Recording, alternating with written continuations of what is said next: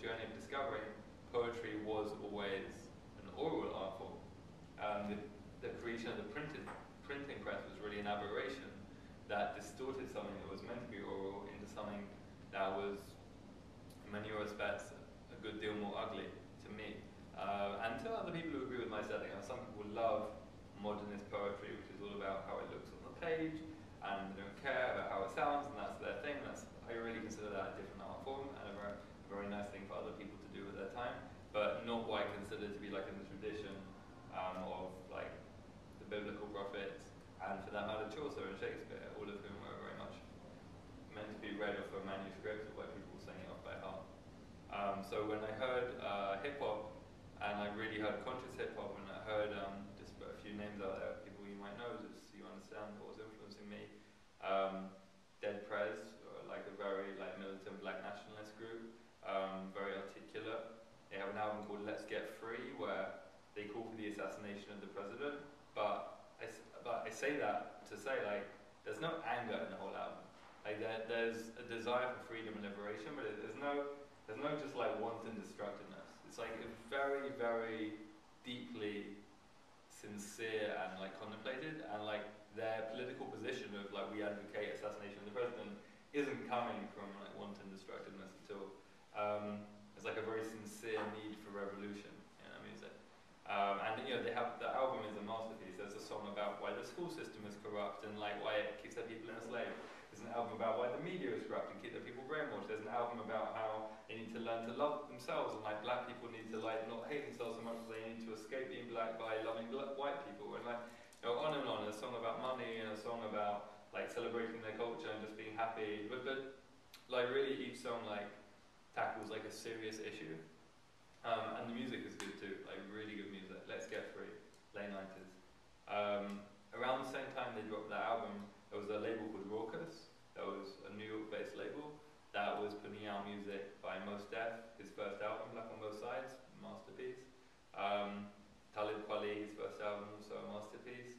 They came together to make Black Star. That was a very important album. It was the whole scene. It was also Common's first major album, like Water for Chocolate. It's all rappers who are still around today. But for me, like, they were most exciting when at that point when they were just becoming big. Also, Black Thought from the Roots was an influence on me. But it's had its ups and downs. And at the same time, I was very much really into folk music. Like, I often joke that really my degree was in folk music because I was spending much more time listening to Bob Dylan than I was doing the work I was meant to do in my course.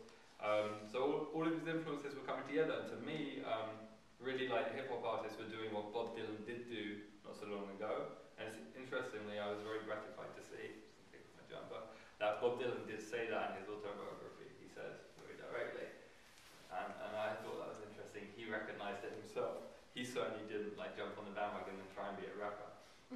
But he recognized, that would be funny, right? But actually on a serious note, that's because he as an artist has the depth to recognize that what he does is authentic for him. And he is what he is. He's a minstrel, he's a blues man, he's going to die on the road. He's very committed to that. He hasn't left the road in 20 years, apart from to record an album and have a heart attack and went back on the road. So like, you know, he is what he is, but he understands there's a certain relevance and immediacy that like only people who are like speaking the language that like a 13-year-old today hears, and he hears it speaking to him. So part of what I do, and I'm talking about this in a weird order in a way, but part of what I've done a lot of is going into schools where the kids are very disadvantaged and vulnerable in lots of different ways. So one of the ways is that they were prone to radicalization. They were Muslim kids who were very prone to radicalization, and one of my projects was a Jewish-Muslim thing, as you mentioned, thank you. And so the project was, like, we go in there together, me and my Muslim colleague, Mohammed. He's a rapper like me, he's a poet like me, and he's also a youth worker like me. And we facilitate a creative writing session that's basically like art therapy for the kids. And the first one, we didn't start that easy. Depending on the setting, I was going to say we started with something easy, we didn't. We actually very often started by getting them to write their first rap on the subject of something like prayer, which is mind-blowing for most of the kids, because even kids who like have like a lot of like religious context in their life, like going to mosque or synagogue, prayer is something that like you can't really teach. Most people don't teach very well, and giving a kid write their own prayer and like think about prayer in a deep creative way after a good discussion about it was normally a game changer. It was normally something they'd never done before, and they were able to express something new. And then they will share it with each other, so they will get to see different sides of each other they've never seen before. So I mean, I've done that like hundreds of times now with Muslim kids, Jewish kids, then just general like everything you can think of kids, and also with adults. And it never fails to be powerful because people always have something they want to express about prayer, or actually a prayer itself, that they are not giving themselves, you know, did you set aside how today to free write your own prayer? Maybe some of you did. That's a great practice, but you know, most of us don't set that time aside, and it's just waiting to come out. And then when you share it, it's incredibly powerful. So why did I start talking about that now? So when I go into these schools, inner city schools, most of the boys in the class already like want to be rappers because they just are. That's just like the oral storytelling tradition is like just naturally come to them through hip hop, and they don't think of it in terms of like, oh, I'm just like Chaucer. They think they're just like, you know, whoever it is they're currently emulating, probably someone not that good, but that they, you know, look up to. But that person is giving them permission to express their own voice. Of course, at first that sounds like blah, blah, blah, blah. Okay, whatever. But like, you know, once you get that off your chest, you learn to express yourself like in a more rounded way. You know, very often it's anger first, and anger second, and anger third, and fourth and fifth. Like maybe you get some more interesting things. And when we go in there and talk about prayer, anger's not really on the menu. That's why they have to start coming out from a whole other direction. One of the other pieces we did that was very powerful as well, and this is online, is a series about the Holocaust with a school where there were no Jewish kids, there were a lot of Muslim kids, a lot of Christian kids, and a lot of refugee kids from Africa. And basically none of them had ever heard of the Holocaust before like they started learning about it, like a few weeks before we came into the school, and then it was like, okay, now Mohammed and Daniel are gonna help you write your own rap about it. And we had like a good amount of time with them. It wasn't just a one-off thing.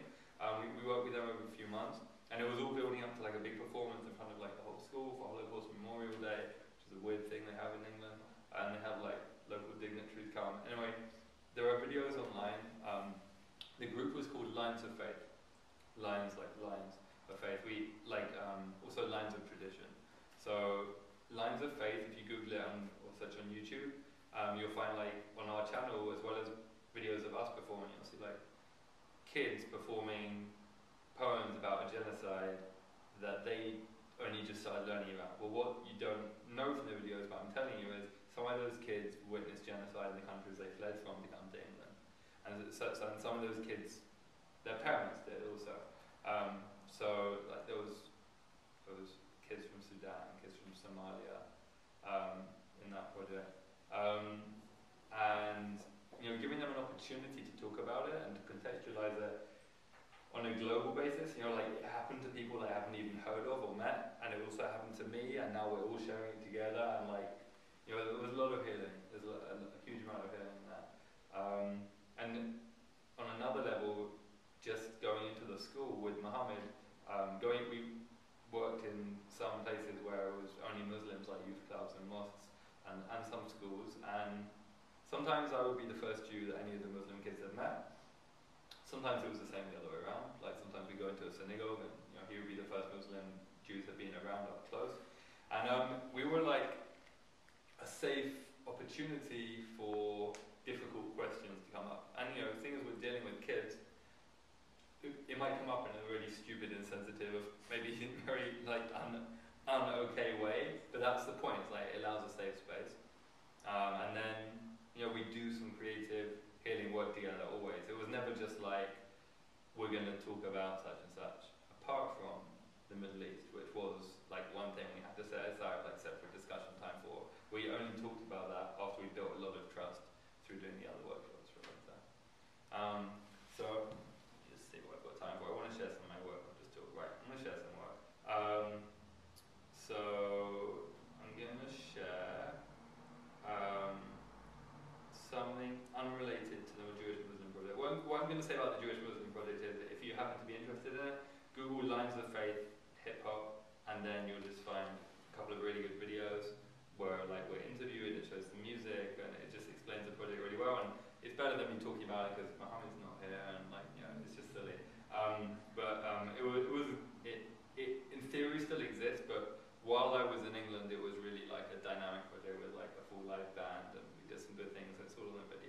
do that. I guess I'm going to talk about quickly and then go into performing some of what I've been doing since I left that behind. I've been using my pieces the last few years as kind of like, spiritual activism. It's almost like contrived to say that. It's just expressing myself, but I guess it's just like putting out into the world what I consider to be like necessary.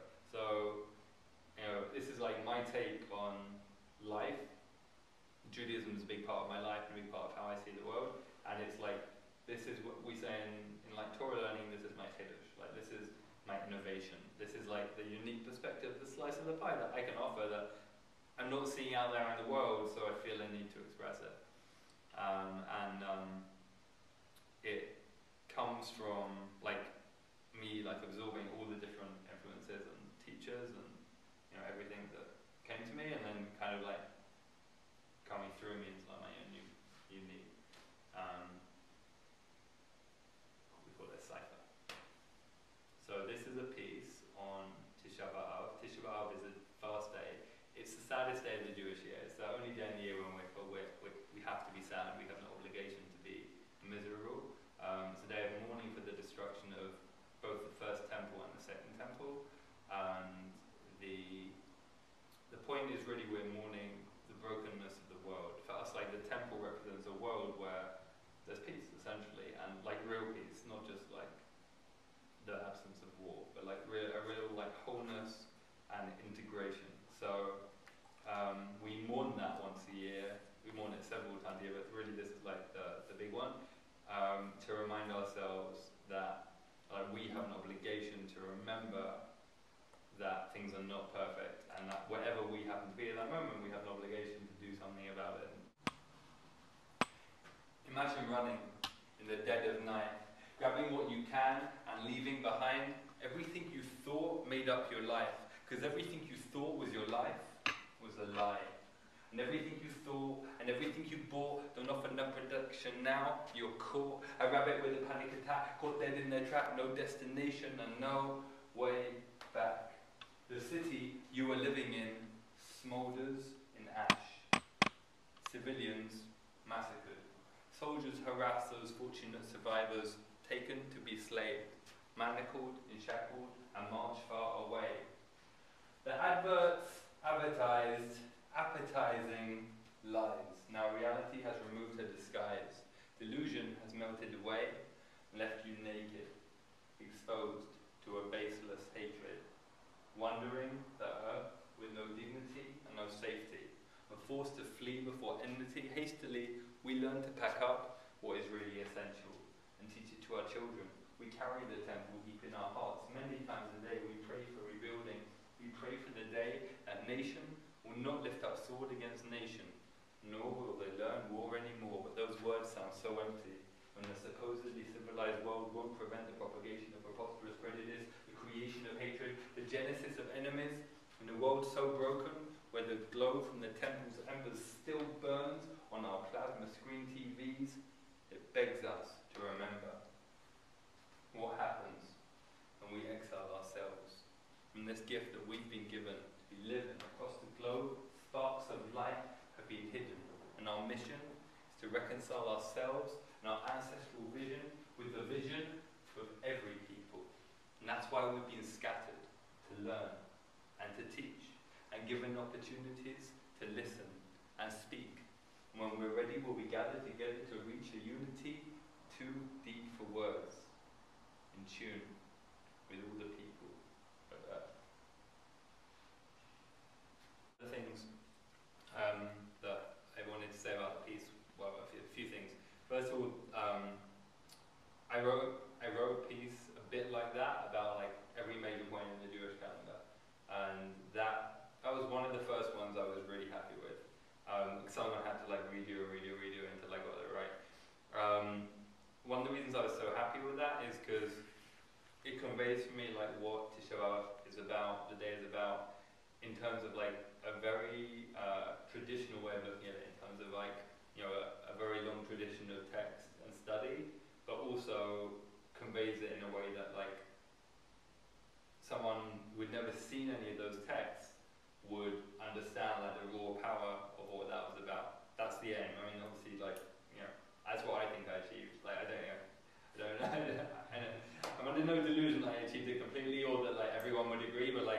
achieved it as much as I needed to for myself.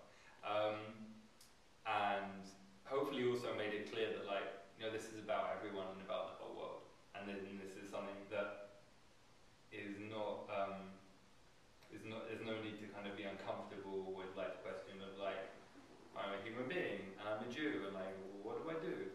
It's kind of like how I see the two fitting together.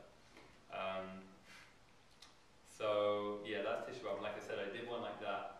I did one either a song or a rap, but like it was in the same period of writing for every point in the Jewish year. And the idea behind the concept was that the calendar in Judaism is something we interact with. It's a living thing, and we define it by our input into it. Like, one of the ways that's true is that in theory, not anymore, because things changed when we were exiled, but until the point of exile, we decided when the new moon was.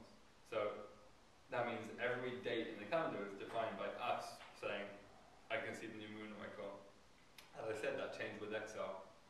And that's not incidental, because we have to, you know, we have to exist in the world of exile, and that's something I feel a lot. I'm going to share, so what I moved on to after the calendar thing, not that I completely left it behind, but yeah, I moved my focus a little bit, is traditional Jewish prayers, especially the Psalms of King David.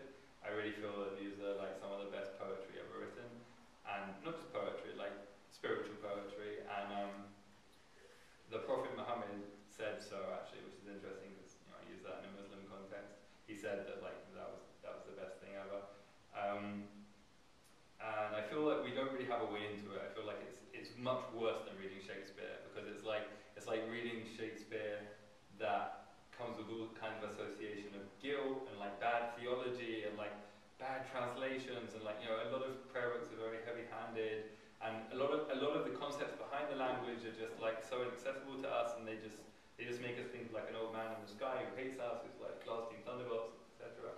So I try and like reclaim them, and at the same time like be as faithful as I can to them. So this is one example of that, and then yeah, I might share one more piece after that. It's a bit different.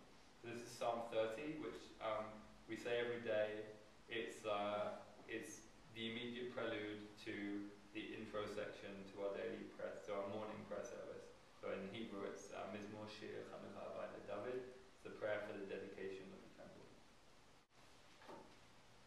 I will exalt my Creator, for you lifted me, and you never let my fear get the best of me.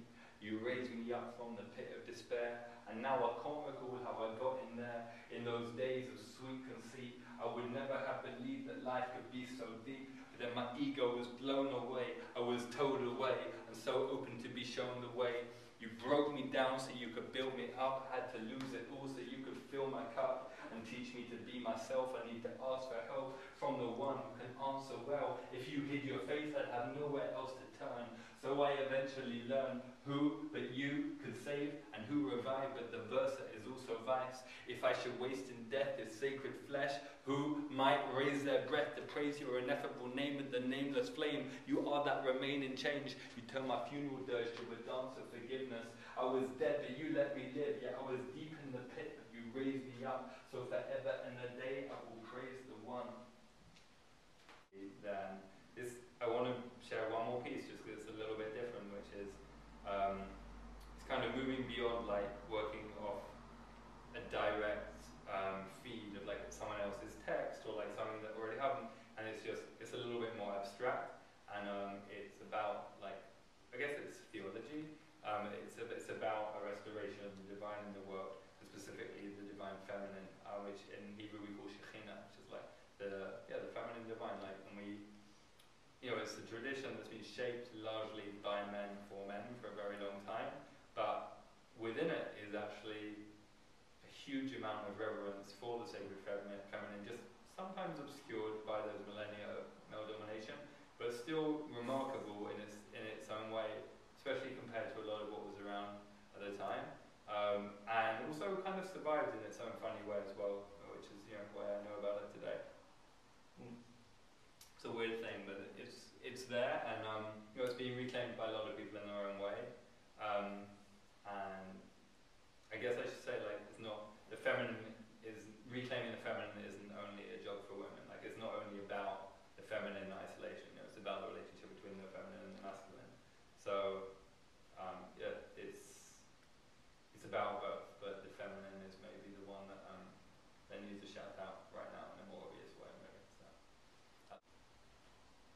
She's waiting, patient and agelessly sacred. She graces the places we spaciously ache in. Her face is the shape of the wave as it traces through particle, back through the maze of delusion, this seeming duality. Darkness and light intertwine in her majesty. Feel her in any and every movement and motion. See her caress from the moon to the ocean, unbounded and generous. The ground so benevolent that nurtures the seed through rounds of development. Her silent intelligence defies all measurement. The eye of the hurricane no one can weather, but those who remember, those who endeavor, adventurers, we turn now to forever, simply by being. Witness the free in every sound and word. You're seeing past the tinted glass, thinking fast but feeling empty. When we let be, we could tempt the serpent, gently working, let immersion heal the process, grow the focus. We who live the dream of progress, not through stocks and shares. We own this. Once we slumbered, now we know this seeming dream of pain and lies will rule until we choose to fuel our engine with an aching to redeem. Because the way it's been